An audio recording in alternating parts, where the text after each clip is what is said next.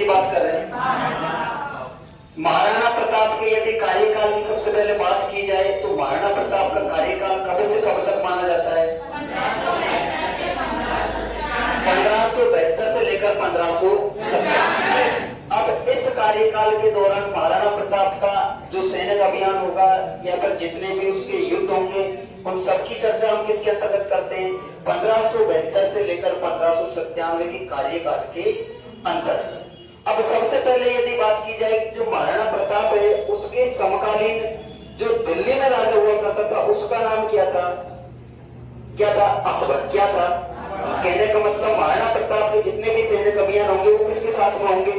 अकबर के साथ में। किसके साथ में? अब एक बार अकबर का थोड़ा सामान्य परिचय के ऊपर बात कर ली जाए तो सबसे पहले यदि हम इसके जन्म की बात करते हैं तो महाराणा प्रताप का जन्म कब होता है? 9 मई 1540। 9 मई 1540। और ये होता कहां पर है? कुंभलगढ़ के बादल महल में एक स्थान है जिसको बोलते हैं जूनी कचेरी। कौन सी कचेरी? कहने का मतलब कुंभलगढ़ के बादल महलों के अंतर्गत जूनी कचेरी में किसका जन्म होता है? महाराणा प्रताप का। इसके बाद में इसकी माता की बात कर ली जाए तो कौन है? जयंताबाई। और पिता की यदि बात की जाए तो कौन है? कौन है?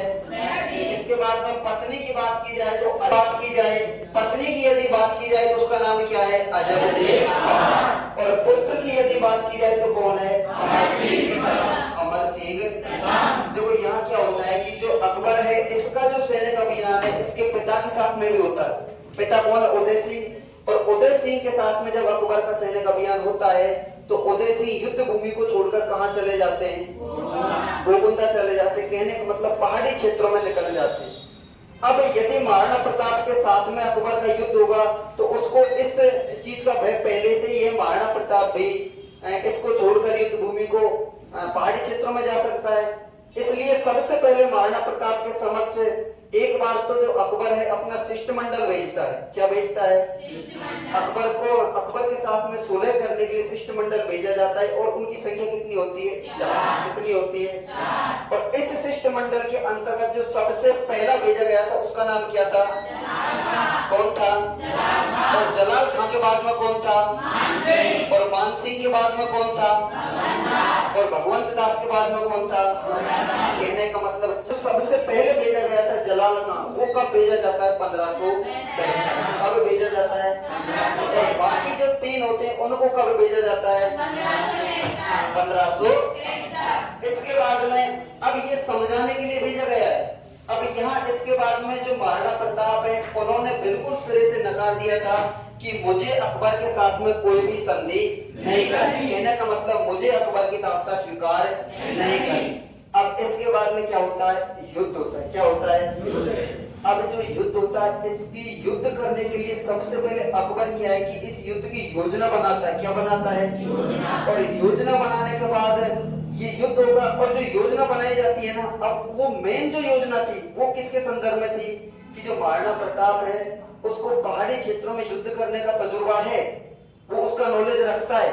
लेकिन जो अकबर की सेना उसको पहाड़ी क्षेत्रों में युद्ध करने का कोई भी अनुभव नहीं है। इसलिए ये कंप्लीट योजना बनाई जाती है अजमेर में। कहाँ बनाई जाती है? अजमेर में एक किला है जिसको बोलते हैं अकबर का किला। कौन सा किला? और कहाँ पर है ये? तो इस अकबर के किले में कंप्लीट योजना बनाई जाती है। और इस योजना में तय किया जाता है कि जो महाराणा प्रताप है उसके सामने सेना का नेतृत्व किसके द्वारा किया जाएगा? मानसिंह के द्वारा। किसके द्वारा? कहने का मतलब अब यहाँ जो सेना भेजी जाती है किसके नेतृत्व में भेजी जाती है? मानसिंह के नेतृत्व में सेना भेजी जाती है।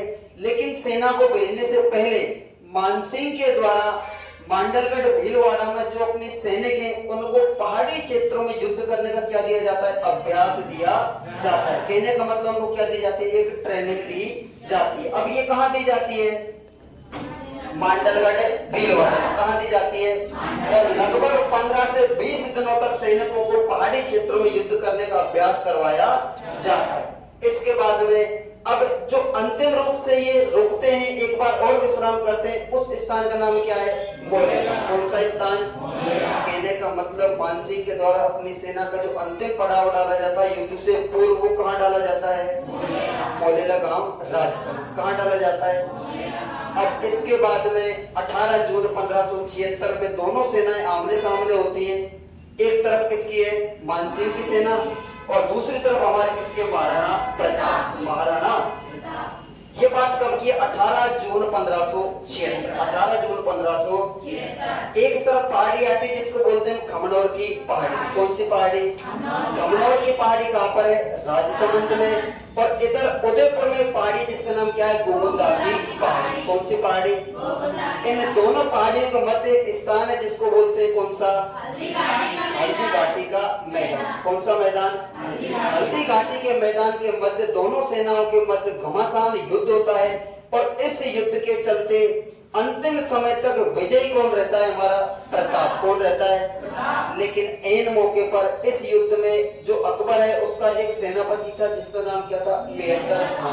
कौन था, अकबर इस युद्ध को हारने वाला था और महाराणा प्रताप इस युद्ध को जीतने ही वाले थे। लेकिन ऐन मौके पर जो मेहतर खां उसके द्वारा सेना में एक झूठी अफवाह फैला दी जाती है कि जो हमारे अकबर है, जो अकबर हमारे सेना लेकर कहां पधार रहे हैं, हल्दी घाटी के मैदान में पधार रहे हैं। अब ये जो झूठी सूचना फैलाई जाती है वो किसके द्वारा, मेहतर खां के द्वारा। इससे सैनिकों में जोश भरा गया। ये सारा काम किसके द्वारा किया जाता है। अब इस युद्ध में थोड़ी हरावल भाग, चंद्रावल की बात यदि की जाए तो अकबर की यदि हम बात करते हैं, अकबर की जो सेना उसका जो हरावल भाग था, जो आगे वाला भाग था, उसका नेतृत्व किसके द्वारा किया गया, जगन्नाथ कछावा और एक था आसाफ खां। जगन्नाथ कछावा एवं आसाफ खां के द्वारा अग्रभाग का नेतृत्व किया गया। और यदि इधर हम महाराणा प्रताप की बात कर लेते हैं तो इधर जो अग्रभाग है जिसको बोलते हैं हरावल भाग, उसका नेतृत्व किसके द्वारा किया जा रहा है, हाकिम खां सूर। कौन था, और मध्य भाग की यदि बात कर ली जाए तो अकबर की सेना का कौन कर रहा है, मानसिंह। कौन कर रहा है, और इधर हमारे महाराणा प्रताप की सेना के मध्य में कौन है, महाराणा प्रताप। कौन है, स्वयं महाराणा प्रताप है। और यदि चंद्रावल भाग की बात कर ली जाए, चंद्रावल भाग का मतलब जो अंतिम सेना का नेतृत्व है, अंतिम भाग का जो नेतृत्व है वो प्रताप की जो सेना उसका किसके द्वारा किया गया, पूजा में। कौन था, और यदि महाराणा प्रताप के बाद में अकबर की बात कर ली जाए तो उसका नेतृत्व कौन कर रहा है, मेहतर खां। कौन सा कर रहा है, अब ये मेहतर खां क्या करता है, जोश भरने का कार्य करता है। अब इस युद्ध में अप्रत्यक्ष रूप से विजय तो किसकी होती है, महाराणा प्रताप की। किसकी होती है, और अप्रत्यक्ष रूप से हार किसकी होती है, अकबर की। किसकी होती है, क्योंकि अकबर ने जो सेना भेजी जाती है, जो सैनिक अभियान किया जाता है, उसका मूल उद्देश्य क्या था कि हमको किसको कैद करना है, महाराणा प्रताप को। लेकिन अकबर जो है उस कार्य को करने में समर्थ नहीं हुआ, इसलिए अप्रत्यक्ष रूप से यहाँ हार किसकी कह सकते हैं, अकबर की। किसकी कह सकते हैं। अब इस युद्ध के चलते होता क्या है कि अंत में जो महाराणा प्रताप का घोड़ा है उसका नाम क्या था, चेतक। कौन था, चेतक को चोट लगती है और इस चोट के चलते जो महाराणा प्रताप है वो युद्ध भूमि को छोड़कर कहां चले जाते हैं, बाहर हो जाते हैं। क्या हो जाते हैं, और जब महाराणा प्रताप बाहर होते हैं तो इस युद्ध का जो नेतृत्व वो किसके द्वारा किया जाता है, झाला बिंदा के द्वारा। किसके द्वारा किया जाता है, कहने का मतलब महाराणा प्रताप, यदि महाराणा प्रताप के राजमुकुट की बात की जाए या फिर मेवाड़ के सिंहासन का जो राजमुकुट है वो किसके द्वारा धारण किया गया था, झाला बिंदा के द्वारा। अब जैसे ही यहाँ से महाराणा प्रताप युद्ध भूमि को छोड़कर बाहर निकलते हैं तो इनकी मुलाकात अपना एक भाई था जिसका नाम क्या था, शक्ति सिंह। कौन था, शक्ति सिंह से होती है। और शक्ति सिंह के द्वारा अपना घोड़ा जिसका नाम क्या था, काटक या केटक, उसको किसके लिए दे दिया जाता है, महाराणा प्रताप के लिए। अब यहाँ ये जो मुलाकात होती है वो कहाँ होती है, बालीचा गांव। बालीचा गांव कहाँ पड़ता है, उदयपुर में। कहाँ पड़ता है, वहां पर राजसमंद में उसकी मुलाकात होती है। और अपना जो घोड़ा वो किसके लिए दे दिया जाता है, महाराणा प्रताप के लिए। अब यहीं पर जो बालीचा गांव है यहाँ पर किसकी मृत्यु हो जाती है, चेतक की। किसकी मृत्यु होती है, इसलिए चेतक की जो समाधि है वो भी कहाँ बनी हुई है, बालीचा। कहाँ बनी हुई है। अब इसके बाद में होता क्या है कि महाराणा प्रताप युद्ध भूमि से क्या हो चुके हैं, बाहर हो चुके हैं। अब उनका पीछा कौन करता है, यहाँ पर मानसिंह। कौन करता है, मानसिंह। अब मानसिंह को पता है कि छोड़कर जा कहाँ सकता है, वो कहाँ जाएगा, गोविंदधाम। कहाँ जाएगा, महाराणा प्रताप से पहले ही मानसिंह कहाँ पहुंच जाते हैं, गोगुंदा। कहाँ पहुंच जाते हैं? और इधर जो हमारे महाराणा प्रताप वो कहाँ पहुंचते हैं? कहाँ पहुंचते हैं? नहीं, कुंभलगढ़ नहीं पहुंचते। कहाँ जाते हैं? कोलियारी गांव। कहाँ जाते हैं? जैसे ही कोलियारी गांव पहुंचते हैं तो कोलियारी गांव के बाद में ये कहाँ जाएगा? दोबारा कुंभलगढ़। कहाँ जाएगा? इधर कहने का मतलब गोगुंदा में कौन उपस्थित है? मानसिंह। और काहुनी गांव के बाद में कुंभलगढ़ कौन जाते हैं? हमारे महाराणा प्रताप। कौन जाते हैं? कहने का मतलब अब गोगुंदा पर अधिकार किसके द्वारा कर लिया जाता है? मानसिंह के द्वारा। किसके द्वारा? अब मानसिंह अपनी कंप्लीट सेना को लेकर कहाँ उपस्थित है? गोगुंदा। कहाँ उपस्थित है? लेकिन अब मानसिंह को जब यहाँ सेना को लेकर उपस्थित है तो उसके लिए रसद सामग्री की आवश्यकता पड़ेगी। भाई जीवन यापन करने के लिए कुछ तो चाहिए। अब ये जो रसद सामग्री की आवश्यकता पड़ती है भारी मात्रा में आवश्यकता पड़ेगी क्योंकि पूरी सेना है। तो अब जब इस रसद सामग्री की आवश्यकता पड़ती है और इसको बाहर से मंगवाया जाता है तो महाराणा प्रताप के द्वारा एक युद्ध की तकनीकी अपनाई जाती है जिसको हम क्या बोलते हैं? छापामार युद्ध पद्धति। कौन सी युद्ध पद्धति? और इसी को कहा जाता है गोरिल्ला युद्ध पद्धति। कौन से? अब इस युद्ध तकनीकी के तहत होता क्या है कि जो महाराणा प्रताप है अकबर के द्वारा या मानसिंह के द्वारा जो रसद सामग्री गोगुंदा पहुंचाई जाती है उसको क्या किया जाता है? लूट लिया जाता है। कहने का मतलब रसद सामग्री को कहां नहीं पहुंचने देना? गोगुंदा। ये कार्य किसके द्वारा किया जा रहा है? महाराणा प्रताप के द्वारा। अब यहाँ इस रसद सामग्री के अभाव के चलते जो मानसिंह है वो गोगुंदा को छोड़कर वापस लौट जाता है। वापस कहने का मतलब मानसिंह इस कंप्लीट युद्ध में महाराणा प्रताप को कैद करने में क्या रहा? क्या रहा? अब इसके बाद में महाराणा प्रताप जैसे ही युद्ध भूमि के बाहर होते इधर उधर घूम रहे भटक रहे और इधर मानसिंह वापस कहाँ पहुंच गया? अकबर के पास में। अब अकबर स्वयं सेना लेकर कहाँ पधारते? बाद में गोगुंदा। कहाँ पधारते? लेकिन जैसे गोगुंदा वो पधारते इससे पहले जब गोगुंदा पर अधिकार किसका था? मानसिंह का था। लेकिन जैसे ही मानसिंह वहां से गए तो अधिकार किसका हो गया? दोबारा से प्रताप का। किसका हो गया? अब यहाँ प्रताप अपना गोगुंदा का जो कार्यभार सौंपता है वो किसको सौंप दिया जाता है? मांडन कुंपावत को। किसको सौंपता है? लेकिन जैसे ही अकबर सेना लेकर पधारते हैं तो महाराणा प्रताप पुनः गोगुंदा को छोड़कर कहाँ चले जाते हैं?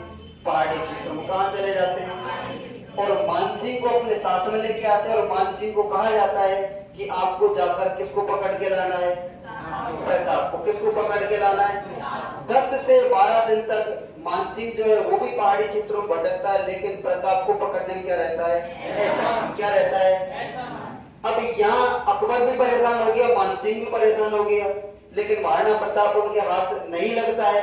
अब यहाँ से अकबर परेशान होकर वापस लौट जाते हैं और वापस लौटने से पहले जो गोगुंदा है इसका कार्यभार किसको सौंप कर जाते हैं? मुजाहिद बेग को। किसको सौंप कर जाते हैं? कहने का मतलब अब यहाँ पर जो गोगुंदा है उसका कार्यभार किसको सौंप दिया जाता है? मुजाहिद बेग को। किसको सौंप दिया जाता है?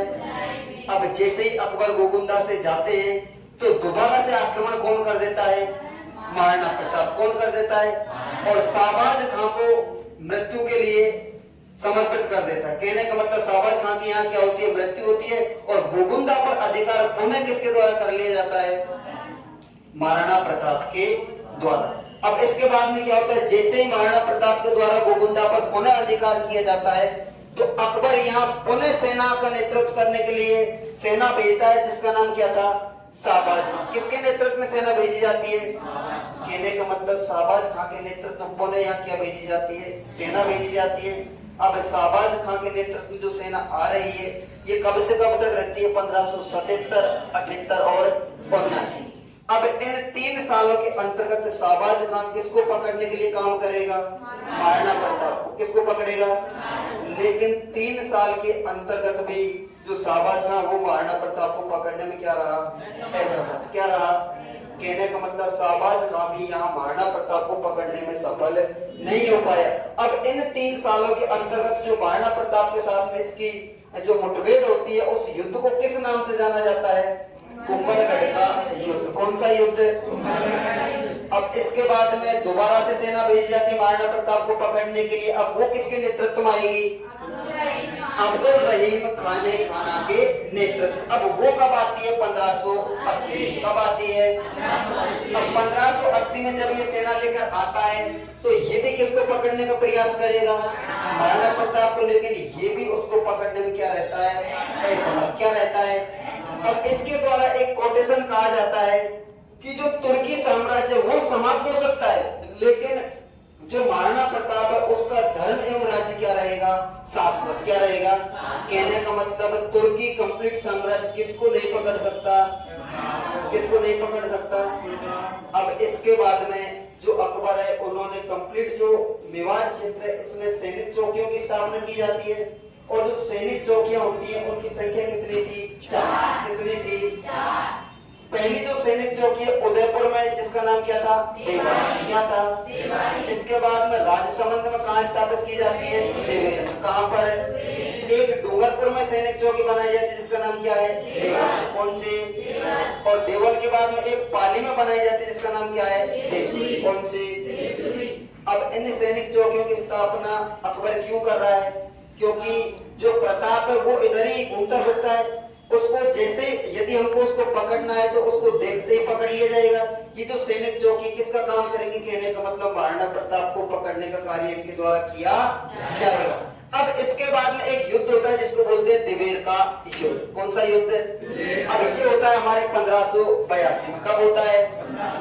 अब 1582 में ये जो दिवेर की जो सैनिक चौकी है ना, इसका सरदार किसको बनाया जाता है? सुल्तान खां। किसको बनाया जाता है? कहने का मतलब सुल्तान खां एवं जो महाराणा प्रताप उसका पुत्र का नाम क्या है? अमर सिंह। कौन है? अमर सिंह एवं सुल्तान खां के मध्य में क्या होता है? एक युद्ध होता है जिसको किस नाम से जाना जाता है? दिवेर का युद्ध। कौन सा युद्ध है? अब यहाँ किसकी होती है?